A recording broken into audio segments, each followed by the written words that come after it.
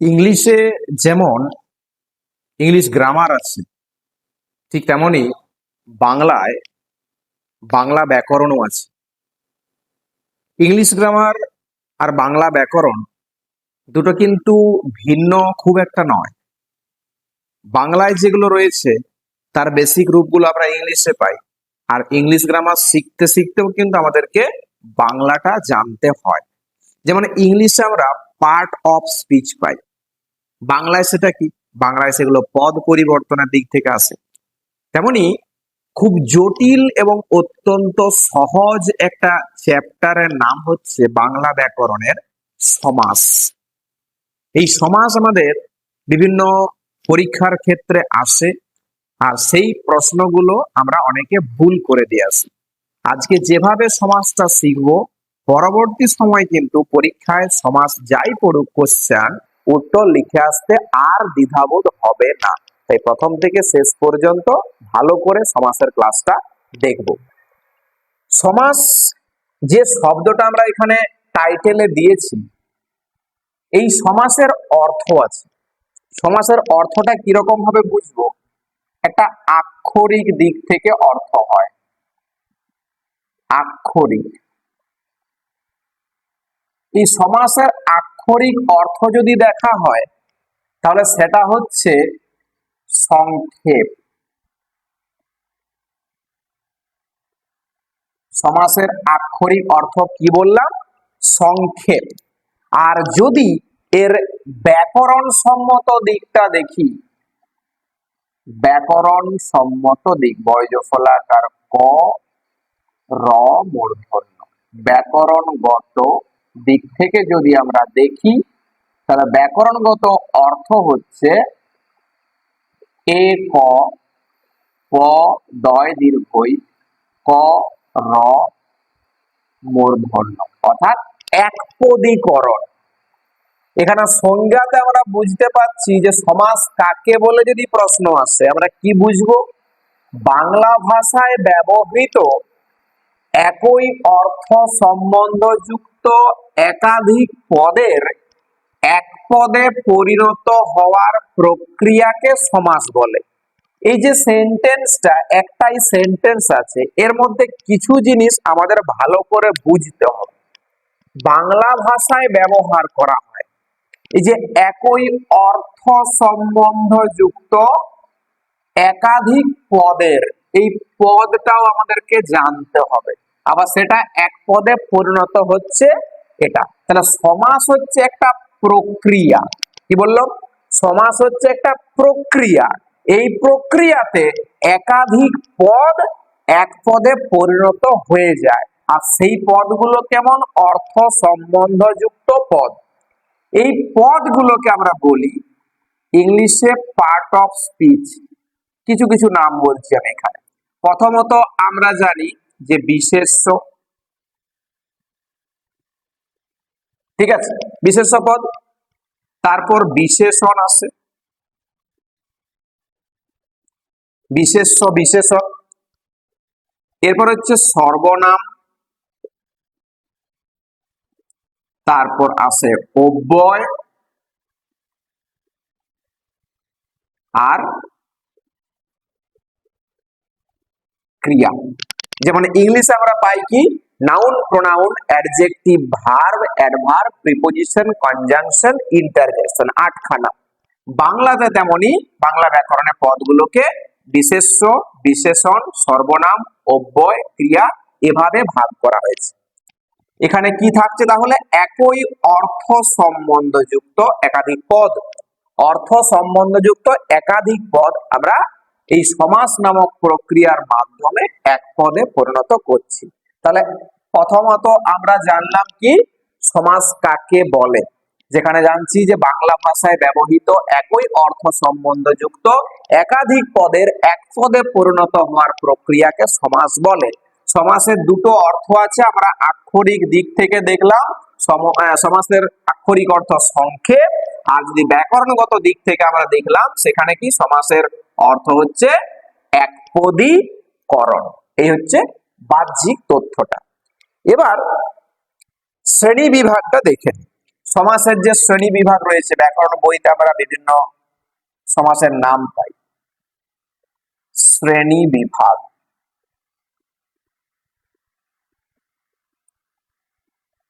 অর্থাৎ সমাসকে কয় ভাগে ভাগ করা হয়েছে। নামগুলো খাতার মধ্যে অবশ্যই নোট ডাউন করে রাখবো। দ্বন্দ্ব সমাস, দ্বিগু সমাস, কর্মধারয়,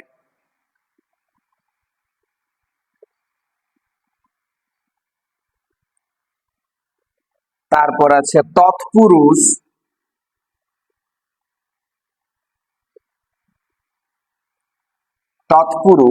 আর অব্যয়ীভাব,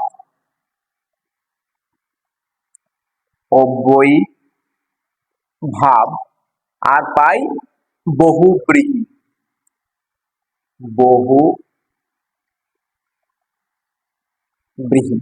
এগুলো সাধারণ হিসাবে পাই। দ্বন্দ্ব সমাস, দ্বিগু সমাস, কর্মধারয় সমাস, তৎপুরুষ, অব্যয়ীভাব আর বহুব্রীহি। কটা পেলাম? 6খানা। এই হচ্ছে সমাসের শ্রেণী বিভাগ। ভালো করে নোট ডাউন করুন। এগুলো সম্পর্কে পরে আসছি। সমাসটা জানতে গেলে যেটা দরকার, এর কিছু টুকরো পাঠ আছে। যেমন প্রথম টুকরো পাঠ হচ্ছে ব্যাস বাক্য। ব্যাস বাক্য, এই ব্যাস বাক্যের আরো নাম আছে। ব্যাস বাক্যের আরেক নাম হচ্ছে বিগ্রহ বাক্য। বিগ্রহ বাক্য আরো একটা নাম পাই সমাস বাক্য। সমাস বাক্য, ঠিক আছে। তাহলে একটা পাঠ কি জানলাম? ব্যাস বাক্য বা বিগ্রহ বাক্য বা সমাস বাক্য। এটা কাকে বলা হয়? লিখবো এভাবে যে যে বাক্যাংশ, বাক্যাংশ বলতে বাক্যের অংশ, যে বাক্যাংশ থেকে, ঠিক আছে, হইতে থেকে আমরা এগুলো পাই বাংলা শব্দের মধ্যে, যে বাক্যাংশ থেকে সমাসের মাধ্যমে,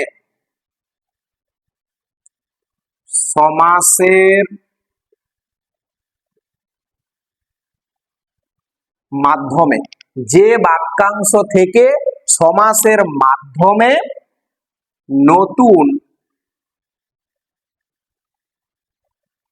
শব্দ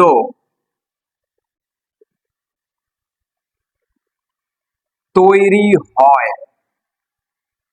যে বাক্যাংশ থেকে সমাসের মাধ্যমে নতুন শব্দ তৈরি হয় তাকে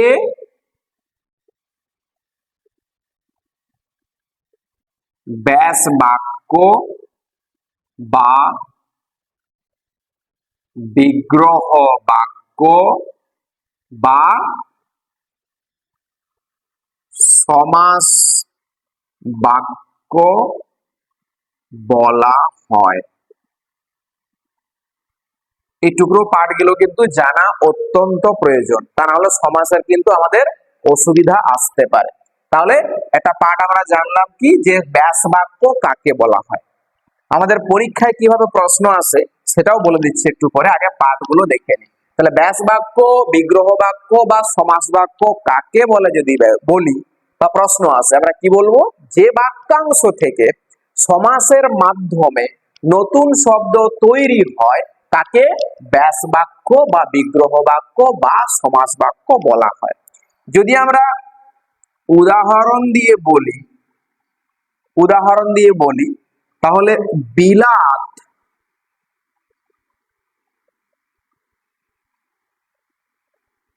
হতে ফেরত। কি লিখলাম? বিলাত হতে ফেরত।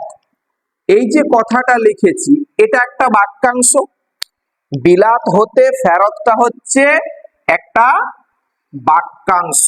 বয়াকার, কয়জফলা আকার, অনুস্বার, তালেব বস্তু। এই বাক্যাংশের মধ্যে কি রয়েছে না, 3টা শব্দ আছে বা পদ আছে। ওকে, এই যে এটাকে বলছি বাক্যাংশ। তাহলে যে বাক্যাংশ থেকে সমাসের মাধ্যমে, সমাস তো একটা প্রক্রিয়া, এর মাধ্যমে নতুন শব্দ তৈরি হচ্ছে, তার মানে এখান থেকে নতুন শব্দটা পাচ্ছি বয়রসি লয়াকাত্ত ফয়কার র খণ্ডত্ব। ঠিক আছে, বিলাত ফেরত, বা এখানে আমি ত লিখি, বিলাত ফেরত, এই শব্দটা হচ্ছে একটা নতুন শব্দ তৈরি হলো সমাসের মাধ্যমে। তাহলে ব্যাস বাক্য কোনটা? ব্যাস বাক্য হচ্ছে বিলাত হতে ফেরত। তাহলে আমাদের পরীক্ষায় আসে এই শব্দটা, পরীক্ষায় পড়লে এই শব্দটা পড়বে। এবার বলা থাকবে যে ব্যাস বাক্য সহ সমাসের নাম লেখো। আমরা সমাসটা পরে ওই শ্রেণী বিভাগটাতে পরে আসছি, এখন টুকরো পাঠ গুলো জানছি। তাহলে আমরা কি বুঝলো, যে বাক্যাংশ থেকে সমাসের মাধ্যমে নতুন শব্দ তৈরি হচ্ছে তাকে আমরা ব্যাস বাক্য বলছি। তাহলে এটা হচ্ছে নতুন শব্দ, এটা তৈরি হলো এই বাক্যাংশটা থেকে। তাহলে এই বাক্যাংশটার নাম কি? এটা হচ্ছে ব্যাস বাক্য, ব্যাস বাক্য। ওকে, নেক্সট পার্ট, আমরা এর পরে যে পার্টটা জানবো সেটা কি? সেটা হচ্ছে সমস্ত পদ। সমস্ত পদ, এই সমস্ত পদ কাকে বলা হয় জানতে হবে ভালো করে। ব্যাস বাক্য থেকে, ব্যাস বাক্য থেকে সমাসের মাধ্যমে, সমাসের মাধ্যমে, ব্যাস বাক্য থেকে সমাসের মাধ্যমে যে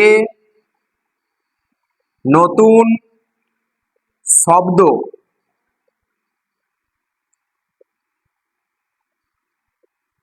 তৈরি হয়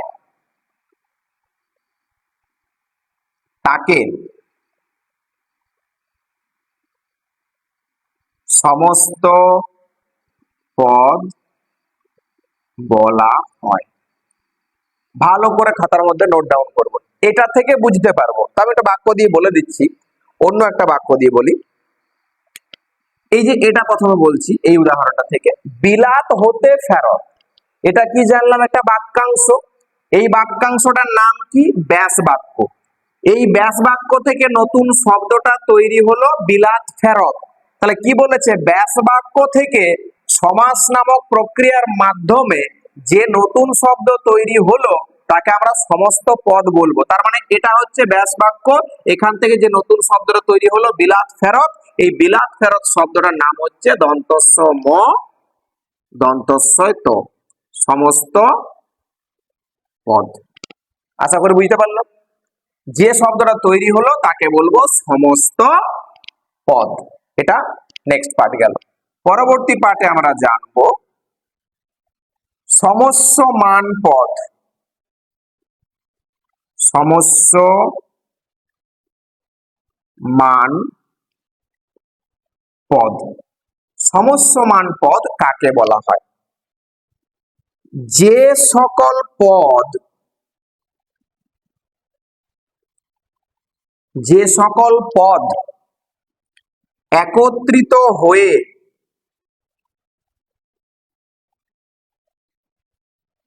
যে সকল পদ একত্রিত হয়ে সমাস গঠিত হয়, যে সকল পদ একত্রিত হয়ে সমাস গঠিত হয় তাদের প্রত্যেকটি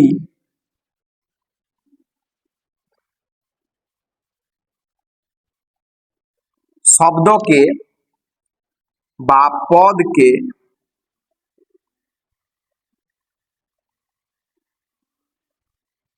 সমস্যমান পদ বলা হয়। বুঝতে পারলাম? আসলে যে সকল পদ একত্রিত হয়ে সমাস গঠিত হয় তাদের প্রত্যেকটি শব্দকে বা পদকে সমস্যমান পদ বলা হয়। যেমন বলি এভাবে, উদাহরণের মধ্য দিয়ে, বিনা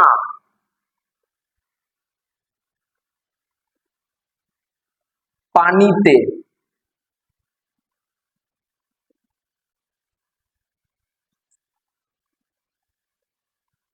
বিনা পানিতে যার। বিনা পানিতে যার, বিনা মানে জানি আমরা বাদ্যযন্ত্র, আর পানি মানে হচ্ছে হাত। তাহলে বিনা পানিতে যার সমান আমরা কি বুঝবো? ওই সমস্ত পদটা কি? বিনা পানি।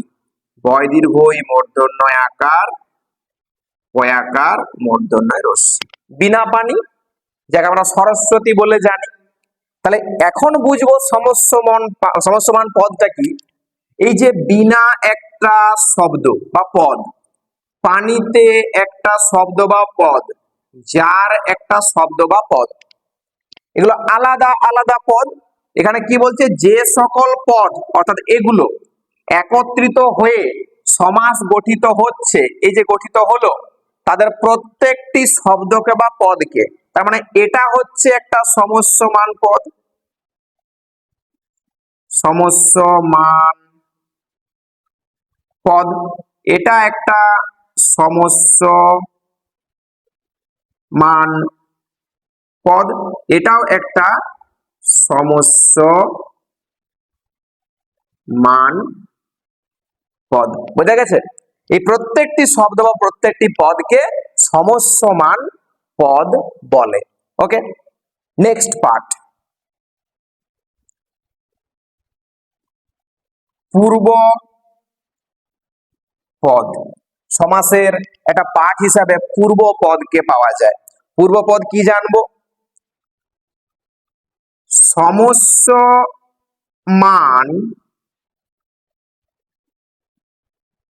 পদগুলির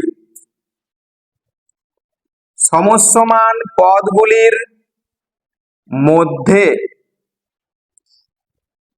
যে পদটি সমস্যমান পদগুলির মধ্যে যে পদটি প্রথমে বা আগে বসে, সমস্যমান পদগুলির মধ্যে যে পদটি প্রথমে বা আগে বসে তাকে পূর্ব পদ বলে। এর সঙ্গে আরেকটা জিনিস বলে দিই, এবং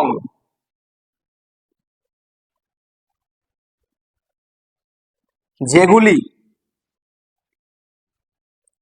পরে বসে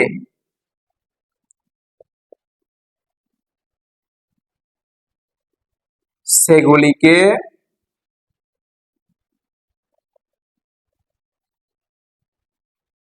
পরপদ বলে। এই পরপদের নাম হচ্ছে, আরেকটা নাম আছে, উত্তর পদ। একসঙ্গে বলে দিলাম। তাহলে পূর্ব পদের সঙ্গে আমরা উত্তর পদটাও জানলাম। ওকে, এই হচ্ছে সমাসের বেসিক পার্ট গুলো। এটা ভালো করে বলে দিই।